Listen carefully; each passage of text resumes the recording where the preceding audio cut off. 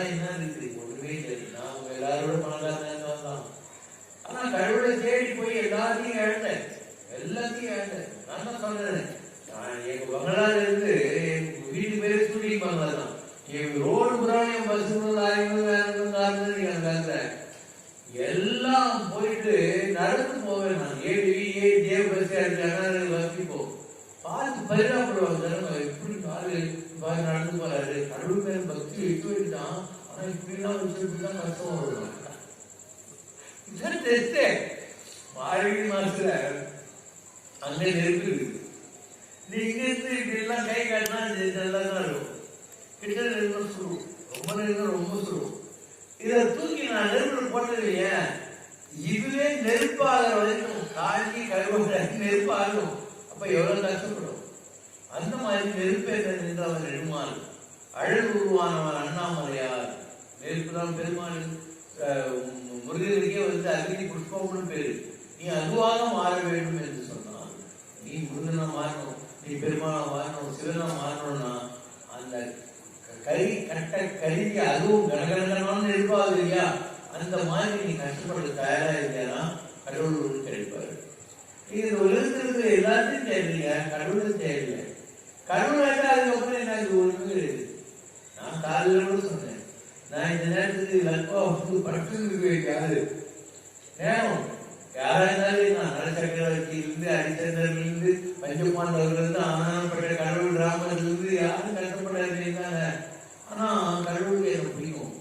ஏன்னா எல்லாத்தையும் விட்டு கடவுள் தவிர மற்றும் பற்றி பாதமே பாவித்தேன், பெற்றத்தால் பிறந்தே நீ பிறவா வாழ்வைத்தேன். ஏதோ எங்க அம்மா பேச போட்டான்னு பிறந்தேன், இனிமே நான் பிறகுறதா இல்லை. ஏன்னா எல்லாத்தையும் விட்டு நான் ஒரு மாத்திரம் பிடிச்சிருக்கேன்ற ஒரு பெருமை, செல்ஃப் எஸ்டீம் சொல்லுவாங்க. தற்பெருமை வேறு, செல்ஃப் எஸ்டீம் வேறு, இது பெருமை. அப்போ நிஜமா இல்லாதது நான் பேரலைசி ஸ்ட்ரோக் வந்து இருக்குது கிளம்பும். ஆனா கடவுள் வந்து because I have nothing else in my mind other than அதை தவிர என் மைண்ட் ஒண்ணுமே கிடையாது.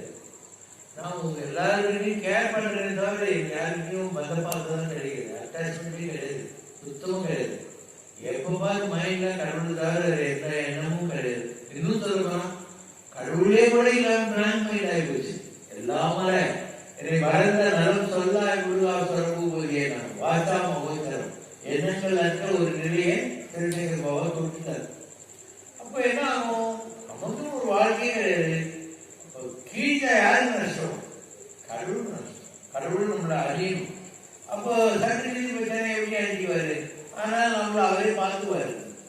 வேற ஒண்ணுமே நம்ம பார்த்ததில்லை. நீ உருப்படியா இருக்க போறோம், நீ வந்து ஒழுங்கா இருக்க போறோம், அவருக்கு தெரியும். கர்ணன் நாகாஸ்திரம் பண்றான், ஆனா அர்ஜுனன் கிருஷ்ணனே நம்பி உட்காந்துருக்கான். அதனால நாகாஸ்திரம் வரலாம் செய்யுது. ஆனா தறி வந்து கருப்பா தள்ளி போயிடுச்சு, கீழே மாதிரி தள்ளி போயிடுச்சு. அந்த மாதிரி நீ பகவானுக்காக total surrender, conditioned surrender, not conditional surrender. Conditional நான் ரூல்ஸ் போடுவேன் கடவுள்கிட்ட, அதெல்லாம் பருப்பு வேலை. கண்டிஷன்டுன்னா எந்த ஒரு நல்லது கெட்டது வளர்ந்ததே கடவுளே நாம் விடுறதா இல்லை, அந்த ஒரு நிலை. அப்படி கடவுளை பிடிச்சாரா நாகாஸ்திரம் வரும், அவங்க விதிப்படி எல்லாருக்கும் வரும். ஆனால் அது கருப்பால் கரிகள் கருப்பாவோட பிடிச்சிருந்த மாதிரி கருப்பல் எடுத்து உள்ள சாமி டாக்டர் வச்சுருவாரு. அந்த மாதிரி தான் இந்த நேரத்தில் எனக்கு இப்படிதான் நடக்கணும்னு ஜோசியாரெல்லாம் சொல்லிட்டான். நான் ஒன்றும் கண்டுக்கவே இல்லை. அந்த நேரம் பார்த்து நான் கோயிலுக்கு போனேன். ஏன்னா அங்கே இருக்கிற பிரதிஷ்ட முகாமியை நான் பண்ணது, ஆந்தி சங்கராச்சாரிய போது பண்ணது. திருகேரி போனேன், சாரவண்டியை நான் தான் அங்கே பண்ணது. ஸோ கோயிலுக்கு போயிட்டு வந்தேன். நான் ஒன்றுமே இருப்பாரு. அங்கே ஒரு யாருக்காவது நீ வந்து 450 சுகரும் 250 பிபியும் வந்து ஜாலியாக வாங்கி குடிச்சு பேசுறது பார்த்துருக்கேன். அது ஒரு அனுபவம். நான் உங்களெல்லாம் வந்து படிச்சு சொன்னா நம்ப மாட்டீங்க. சரி, நான் அந்த மாதிரி எடுத்து போனேன் உட்காந்து. அப்போ நீயே உள்ளதான் சாமி பற்றி பேசுறாரு, கடைசி நீயே கடவுளுக்கு கலந்து போயிருக்கு. அதனால காட் நோஸ் எப்படி ஒவ்வொரு சிச்சுவேஷன் ஹேண்டில் பண்ணுவோம், எல்லாம் கடவுளுக்கு அழகா தெரியும். உங்களால் நானும் வந்துருக்கேன். So you should take lesson from my life. வாழ்க்கையில நீங்க எல்லாம் என்னை பார்த்து நீங்க எவ்வளவு விஷயம் கற்றுக்கலாம். My life is model. மாடல்னா என்ன? கடவுளை நம்பினா இப்படி எல்லாம் நல்லது வரும், இப்படி எல்லாம் சோதனைகள் வரும், எப்படி நடந்துக்கணும், கடவுளுக்கு எப்படி உழைக்கணும், ஜனங்கிட்ட எப்படி பாரபட்சம் இல்லாமல் நடந்துக்கணும், குழந்தைகளுக்கு இல்லாமல் இருக்கணும், சுத்தமா இருக்கணும், அறிவோடு இருக்கணும், அழுமணர்ச்சியோடு இருக்கணும். இல்லையா எவ்வளவு விஷயம் இருக்குது. வெறுப்பு காட்டக்கூடாது, கோபத்தை காட்டக்கூடாது, இதெல்லாம் விளையாட்டா அதெல்லாம் முடியலையே.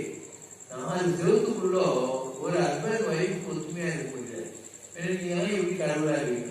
உங்களால இன்னும் நல்ல மனிதர்களாகவே மாறணும். ஹஸ்பண்ட் மேலேயும் தப்பு இருக்கும், ஒய்ஃப் மேலேயும் தப்பு இருக்கும். ஆனா லைஃப்ன்றது என்ன? நம்முடைய நோக்கம் ஒரே ஒரு லட்சியம் சாகரியமாங்களா? கடவுளை தான் குதிரைக்கு கைவளம் போட்டு கடவுளை நோக்கி போறோம்.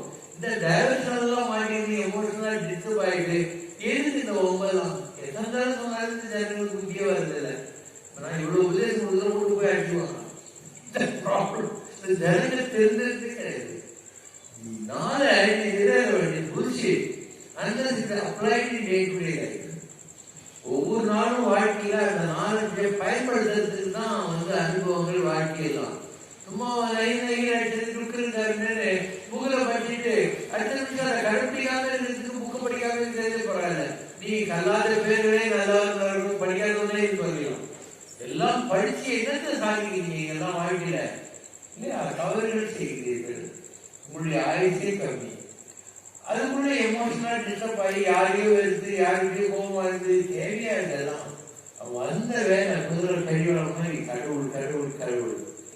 நான் ஜாலியா உட்காந்து பேசுறேன்னா நிஜமாவே எல்லா கடவுளும் தெரியும், எல்லா கடவுளையும் பார்த்து தான் உட்காந்துருக்கேன். ஆனா எழுந்தது எவ்வளவு இல்லையா? அவ்வளவு பெரிய பணக்காரனா ஏழையா இருந்து போலீசர் நாய் எல்லாத்தையும் எழுந்து லொங்குன்னு ஏழி போயிருந்த காலம்லாம் இருந்தது.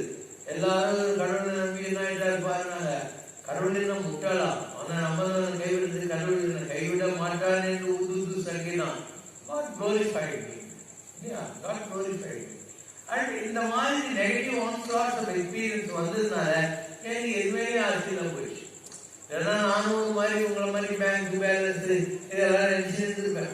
உடலிலிருந்து கொஞ்சம் மூத்தோர் நடுவேலி தோல்வியும் நன்மையும் நன்றுவார்.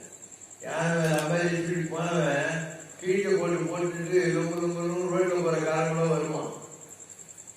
ஆனா நாம என்ன பண்ணோம்? எதுவும் இளமையும் இல்ல, யாக்கையும் இல்ல, எதுவும் நிக்க போறது இல்லை. ஒன்னே ஒண்ணுதான் நிற்கும், அதான் கடவுள். எத்தனை ஜென்மமானாலும் நிற்கும். தினசரி பண்ற தவம் தானம் பூஜை எல்லாம் எத்தனை ஜென்மமானாலும் நிற்கும்.